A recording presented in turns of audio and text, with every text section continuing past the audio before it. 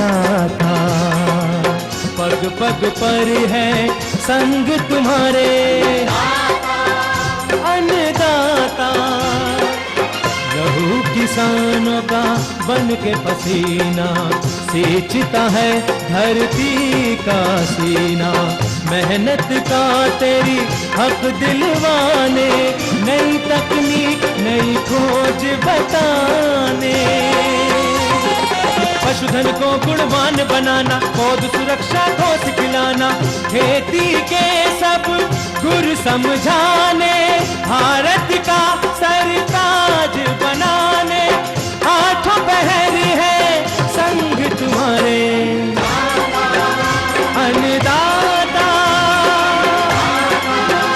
अन्नदाता। नमस्कार, मैं हूं कात्यायनी चतुर्वेदी और आप सभी दर्शकों का अन्नदाता कार्यक्रम में बहुत स्वागत करती हूं। हर रोज की तरह कार्यक्रम में लेकर आई हूं खेती बाड़ी से जुड़ी हुई बहुत सारी लाभकारी जानकारियां। तो चलिए सबसे पहले देखते हैं क्या है विशेष आज के कार्यक्रम में।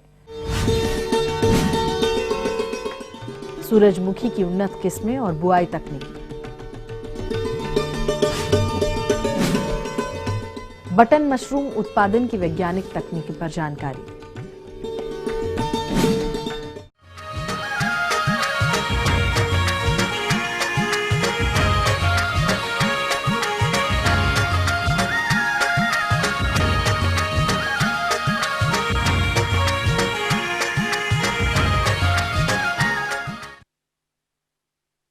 सूरजमुखी एक कम पानी में अच्छी पैदावार देने वाली फसल है और बहुत से किसान भाई इस मौसम में भी इसकी खेती करते हैं।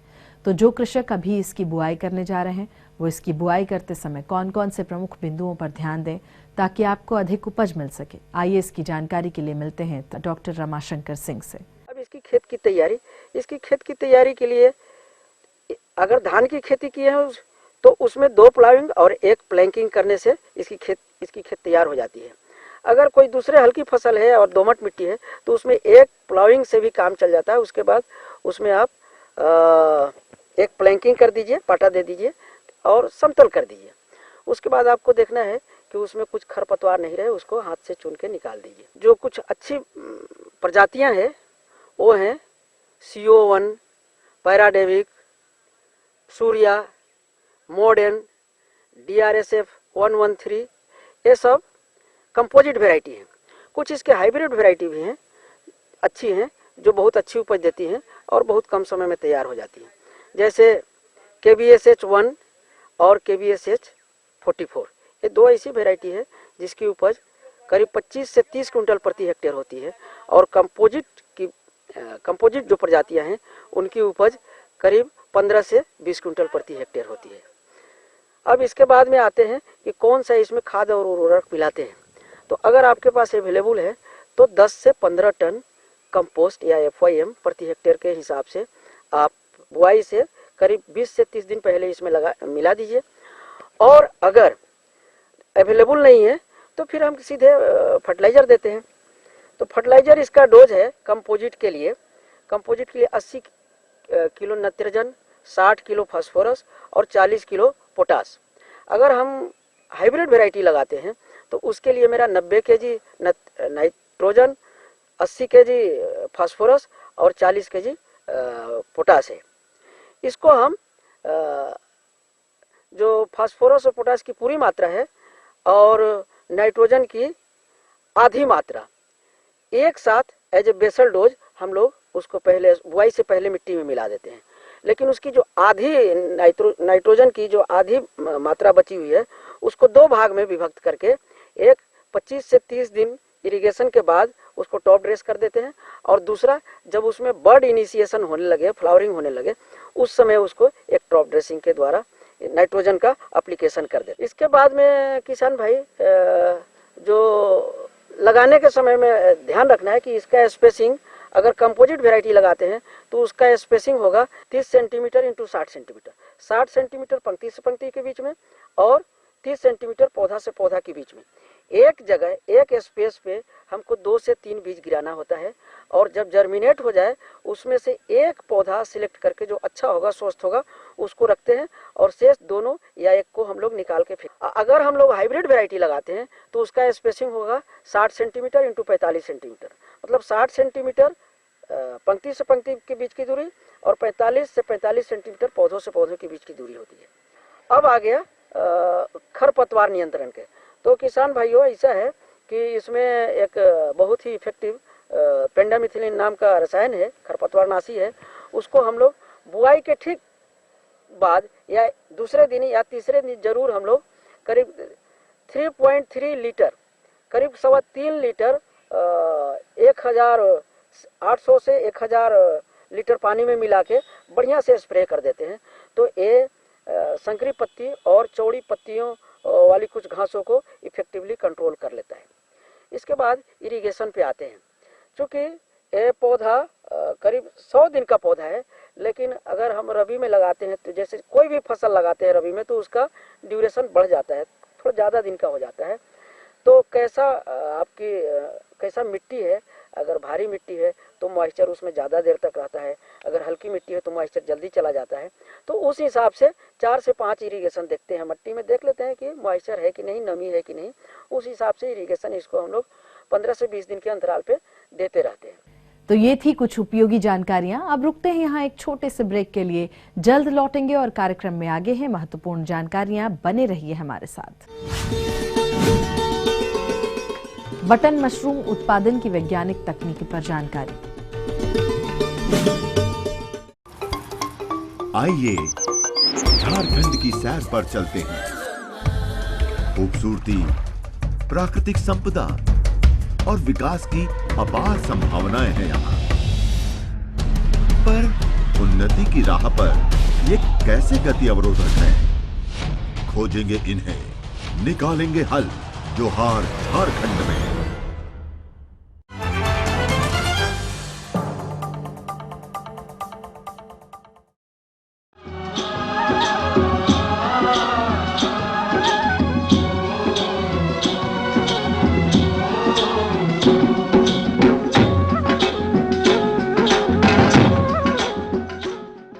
ब्रेक के बाद आप सभी दर्शकों का स्वागत है। चलिए अब रुख करते हैं अगली कड़ी की ओर।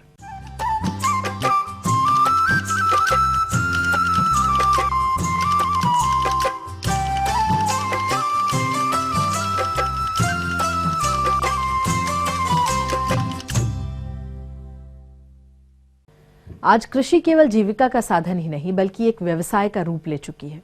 इसलिए आज के समय में किसान कम समय और कम जगह में कृषि सह व्यवसायों को अपनाकर अच्छी आय अर्जित कर रहे हैं। और यदि कृषि सह व्यवसायों के तहत बटन मशरूम की बात करें तो ये कम लागत में आय का अच्छा स्रोत है। अतः जो भी किसान बटन मशरूम की खेती करना चाहते हैं वो बटन मशरूम का सफल उत्पादन कैसे करें, इसकी जानकारी के लिए मिलवाते हैं एक कृषि वैज्ञानिक डॉक्टर SK मिश्रा से।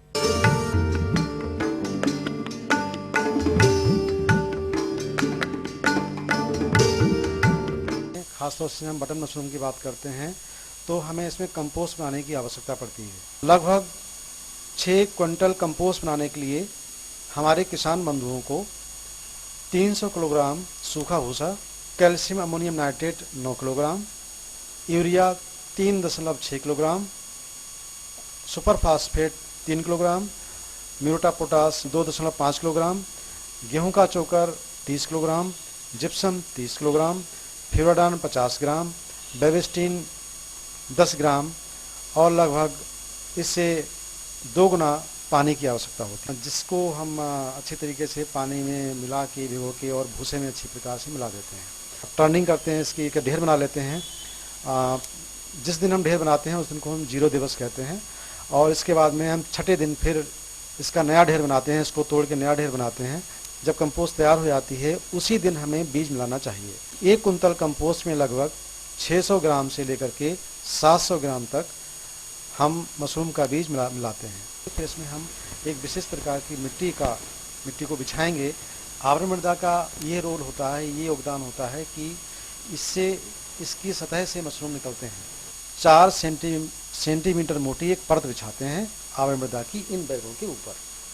तो और उसमें इसके बाद में पानी दिया जाता है लगातार।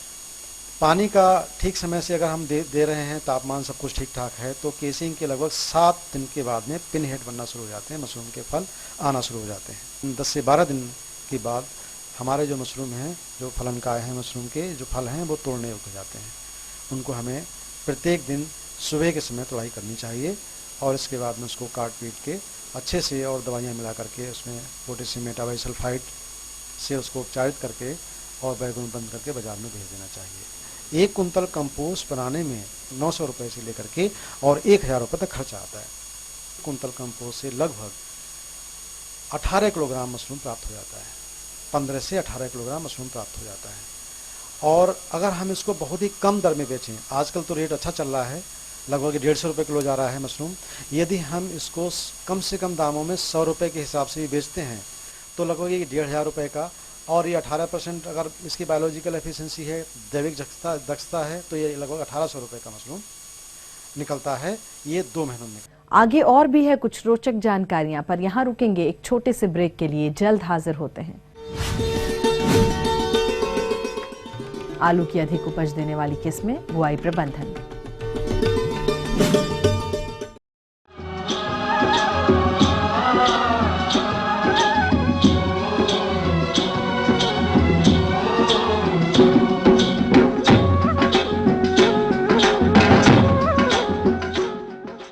ब्रेक के बाद एक बार फिर से आप सभी दर्शकों का अन्नदाता कार्यक्रम में स्वागत है। बढ़ते हैं अगली प्रस्तुति की ओर।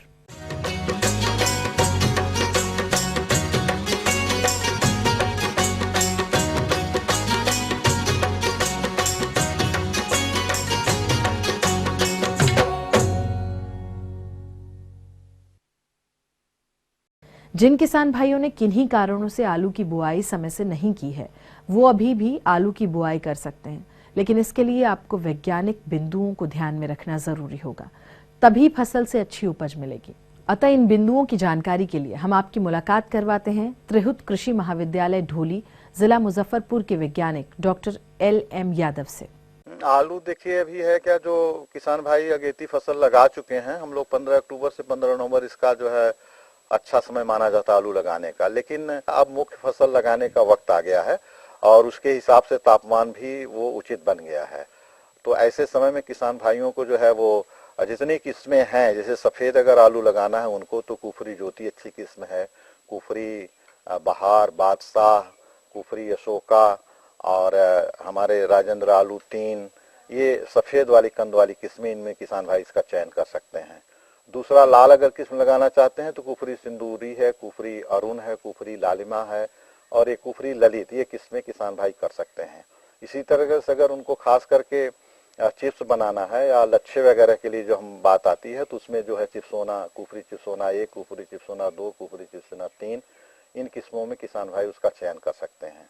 अब रहा बात, जैसे खेत की तैयारी करते हैं तो नमी कम है, इसलिए और किसान भाइयों को सिंचाई करके फसल को लेट नहीं करना चाहिए, बल्कि आलू कंद को उपचारित कर लें। वो 1.5 से 2 ग्राम दवा 1 लीटर पानी में घोल बना करके जो बीज है उसको आधे घंटे तक उसमें भिगोएं, शाम के वक्त ही इसको उपचारित करके छाया में इसको फैला दें, जिससे उसके ऊपर की नमी जो है वो सूख जाए। अब इसको लगाने के लिए खेत की तैयारी, जैसे गेहूं की खेत की तैयारी किसान भाई करते हैं, अच्छा सा खेत को जोत कर मिट्टी भुरभुरा करके समतल कर लेना चाहिए। उसमें करीब 1 हेक्टेयर में 250 से 300 कुंटल उनको सड़ी हुई गोबर की खाद देना चाहिए। फिर 100 से 125 से 150 केजी नाइट्रोजन, करीब 90 केजी फास्फोरस, 100 केजी पोटास, ये औसतन हम देते हैं। फास्फोरस पोटास की पूरी मात्रा, नाइट्रोजन का आधा, उसका मिश्रण बना करके किसान भाई जो आलू की कतार बनाएंगे 60 से 60 सेंटीमीटर पर, उस पे जो है वो मिश्रण को भुरकाना चाहिए। फिर वो लहसुन लगाने वाले जो कुदाली होती है उससे चीरा बनाकर उसमें वो आलू लगाएं।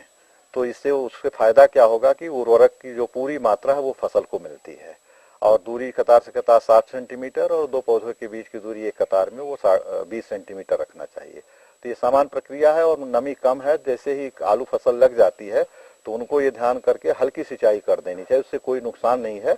अगर मेड़ 10 इंच का है तो उसको 3 इंच तक पानी वो नाली में दौड़ा देने से एक समान रूप से जो है अंकुरण हो जाता है। बाद में जब फसल जम आती है तो उसमें सिंचाई करते रहते हैं 10 से 15 दिन के अंतराल पर, और फिर मिट्टी उस पर चढ़ा करके जो आधा नाइट्रोजन बचा हुआ है 75 केजी के आसपास, उसका आधी मात्रा फिर उस पर वो टॉप ड्रेसिंग के तौर पर डाल देते हैं। जाड़े में जब काफी ह्यूमिडिटी हो जाती है, बादल छा जाते हैं, बूंदाबांदी वर्षा होती है, तो आलू की बीमारी जो लेट ब्लाइट है वो बहुत भयंकर बीमारी है, उसके आने की संभावना रहती है।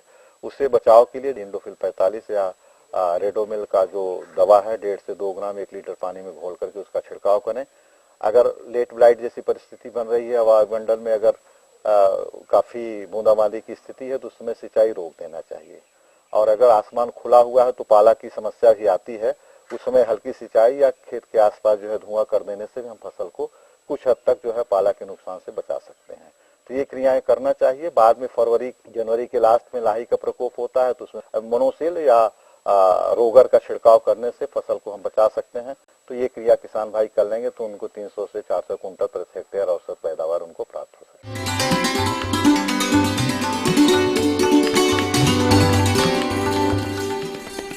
अन्नदाता हेल्पलाइन निःशुल्क फोन संपर्क सेवा के माध्यम से आपके द्वारा पूछी गई समस्याओं में से 1 या 2 महत्वपूर्ण समस्याओं को हम अपने कार्यक्रम में शामिल करते हैं और इसी के तहत आज की चयनित समस्या और उसका जवाब इस प्रकार है।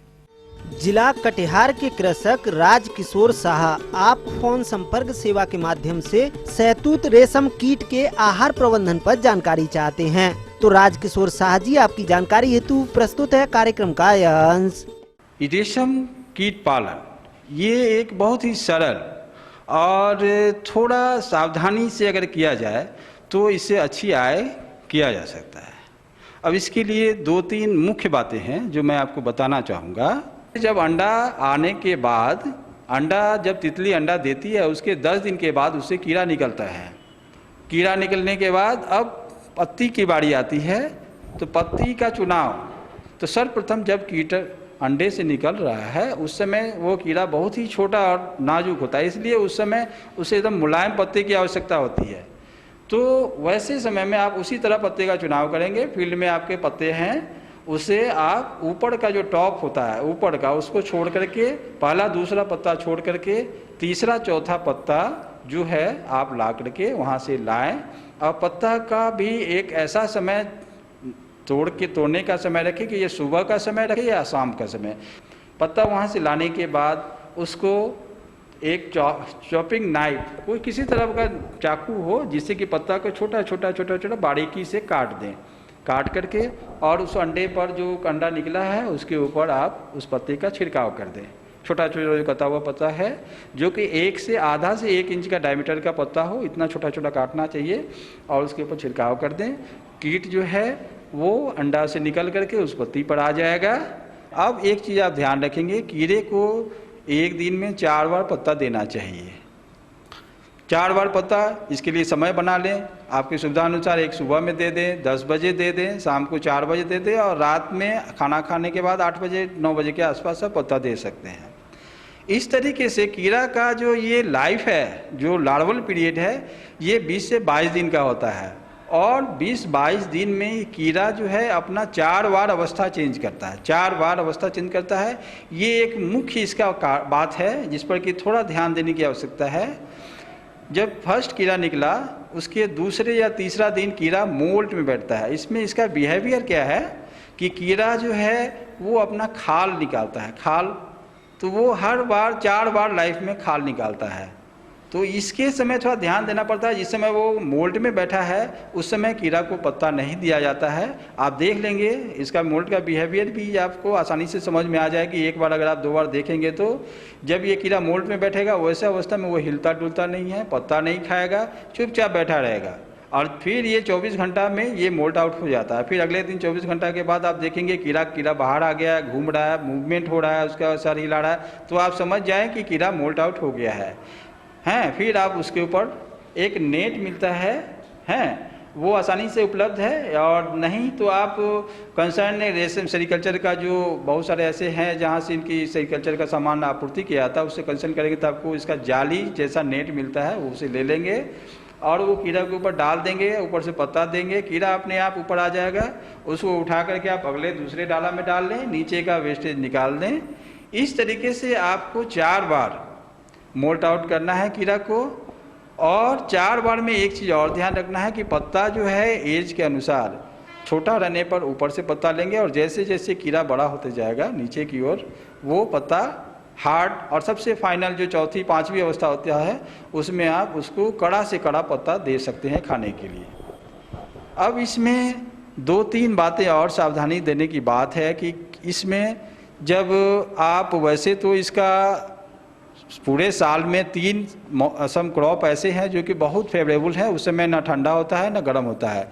लेकिन मई जून में अगर आप रेडिंग करने जा रहे हो या नवंबर दिसंबर में रेडिंग करने जा रहे हो तो वैसे समय में तापमान थोड़ा ज़्यादा या कम होता है, तो वैसे समय में आपको 2-3 सावधानी करनी पड़ेंगे। जैसे कि अगर आप गर्मी में रेडिंग करने जा रहे हैं तो दरवाज़ा खिड़की थोड़ा गर्मी दिन के समय बंद करके रखें। अगर हो सके तो ये टाट का जो बैग होता है, गन्नी क्लॉथ जो बोलते हैं, बोड़ा जो बोलते हैं, उसको थोड़ा भिगा करके एक पर्दा लगा करके रखें जिससे कि आपका रूम ठंडा रहे।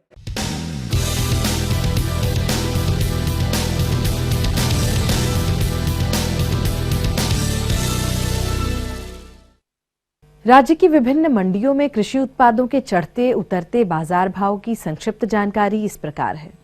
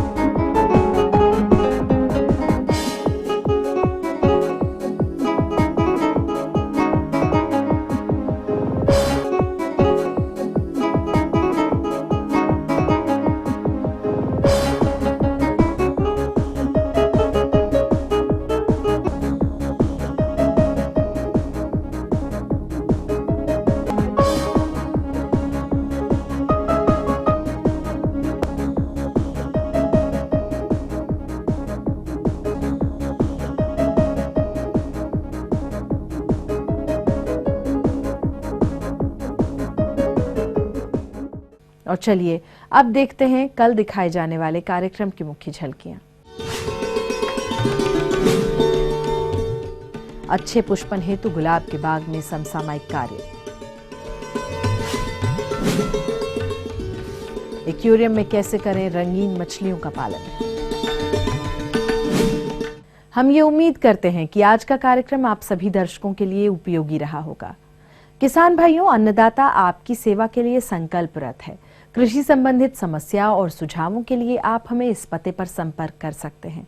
प्रोड्यूसर अन्नदाता, ETV Bihar Jharkhand, Ramoji film city Hyderabad 501512। साथ ही आप हमें ईमेल भी कर सकते हैं। हमारा ईमेल एड्रेस है annadatabihar@etv.co.in। और इसके अतिरिक्त आप हमें निःशुल्क हेल्पलाइन नंबर 180010845999 पर सोमवार से शनिवार के बीच में सुबह 10 बजे से शाम 4 बजे के बीच कभी भी संपर्क कर सकते हैं। और फिलहाल अन्नदाता की पूरी टीम को इजाजत दीजिए। कल फिर इसी समय आपसे मुलाकात होगी कृषि संबंधित कुछ और महत्वपूर्ण जानकारियों के साथ। नमस्कार।